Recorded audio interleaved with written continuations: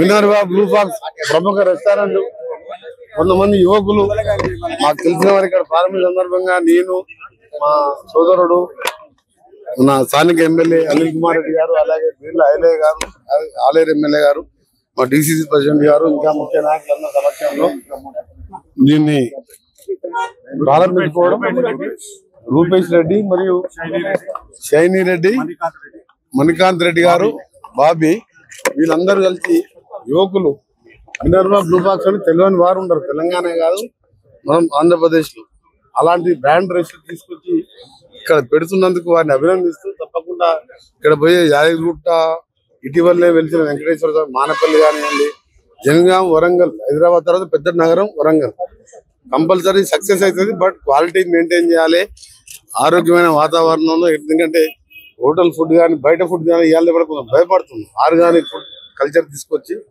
మంచి ఇక్కడ ప్రజలకు మంచి రెస్టారెంట్ పెట్టిందని దాన్ని మెయింటైన్ కూడా బాధ్యత మీదే అని చెప్పి వాళ్ళందరూ కూడా బెస్ట్ విషయం తెలియజేసుకుంటున్నాం.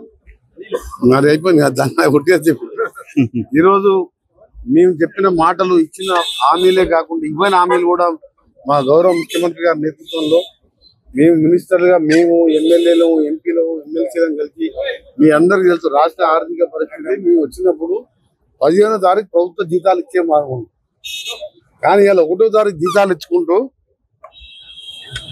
చెప్పని కార్యక్రమాలు ఆర్టీసీలో 200 మంది, ఈరోజు 200 కోట్ల మంది మా అక్క జిల్లాలో అవ్వాలు ప్రయాణం చేసింది ఉచితంగా 6,000 కోట్ల. దాని మీద బర్డెన్ పడ్డది. బర్డెన్ కాదు, మేము కావాలని పేదవారికి పనికొచ్చే ఉత్పత్తి. దాంతోపాటు ఇందిరమ్మ ఇండ్లు, రేషన్ కార్డులు అనేది పేదవానికి అది ఒక ఆత్మగౌరవానికి ప్రతీక. 10 ఏళ్లలో ఎంతసేపు బంగారు తెలంగాణ చేస్తా, బంగారం అనుకుంటూ నడిపించింది తప్ప ఒక్క రేషన్ కార్డు కూడా ప్రింట్ కాలే.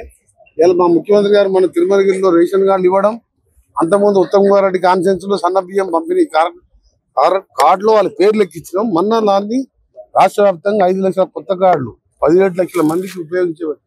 మొత్తం 90 లక్షల తెల్ల కార్డు హోల్డర్స్ కు 3 కోట్ల మందికి సన్న బియ్యం ఇవ్వడం దేశ చరిత్రలో మొదటి రాష్ట్రం.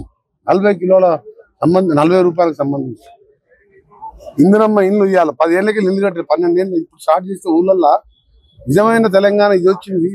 ఇందిరమ్మ రాజ్యం వచ్చింది. వెంకట ఇందిరాగాంధీ, ఆ తర్వాత రాజశేఖర రెడ్డి గారు ఊరికి 100-200 ఇల్లు కడితే 5 లక్షలు పెట్టి 40, 30, 20 మేము మా ఎమ్మెల్యేలు అందరం కష్టపడి ఇలా ఇల్లు పునాదులు వేస్తున్నాయి, స్లాబ్లు వేసుకుంటున్నాం.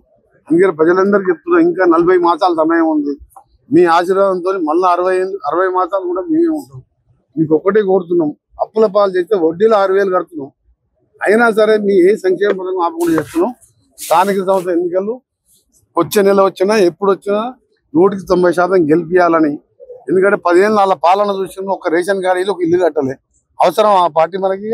తెలంగాణలో అవసరం అలాంటి పార్టీ? అందుకని కాంగ్రెస్ పార్టీ గెలిపియమని మా మంచి ఎమ్మెల్యేలు ఇక్కడ 2 ఉన్నారు. మేము మంత్రి అయినా సరే మా ఎమ్మెల్యేలు మేము అంత సోదరులాగా ఉంటాం. తప్పకుండా ఇక్కడ బస్వాపూర్ కానీ, గంధమాల కానీ, మా బునియాద్ గాని వాళ్ళ గురించి మా ఎమ్మెల్యే అనిల్ కుమార్ రెడ్డి గారు, అటు ఆయిలయ్య గారు పట్టుబడి సాధించుకున్నాం. ల్యాండ్ ఎక్వేషన్ కూడా 70 కోట్లతో ప్రపోజల్ పోయింది. గంధమల్లకు కూడా ప్రపోజల్ పోయింది. రేపు మాపు అది కూడా ల్యాండ్ ఎక్వేషన్ స్టార్ట్ చేస్తున్నాం. అవన్నీ కూడా ఎమ్మెల్యేలు వాళ్ళకి అండగా మేము ముఖ్యమంత్రి గారు ఒక టీం లాగా పనిచేస్తున్నాం. మేము బంగారు తెలంగాణ అని చెప్పాం. మేము ఇచ్చిన నిధులు, నీళ్లు, నియామకాల గురించి ఇలా మా ముఖ్యమంత్రి గారు చెప్పింది. అక్రమంగా కృష్ణా నీళ్లు జగన్మోహన్ రెడ్డి గారు చంద్రబాబు తీసుకుపోతే బనకచెర్ల మీద మాట్లాడదామంటే అసలు ఆ ఎజెండా ఆ ఐటమే పెట్టొద్దన్నాం. హక్కు లేదు వాళ్ళకు, ఆంధ్ర వాళ్ళకు. బనకచెర్ల మీద, గోదావరి మీద 200 టీఎంసీ అంటే 400 పోతుంది. రేపు పైన కరువు వచ్చి నాసిక్లో మధ్య ప్రాజెక్టు కడితే గోదావరి కృష్ణా ఎండబెట్టి గోదావరి ఎండిపోతుంది. ఎట్లా బతకాలి? ఇలా మల్లన్న సాగర్లో 4 టీఎంసీ నీళ్లు ఉన్నాయి.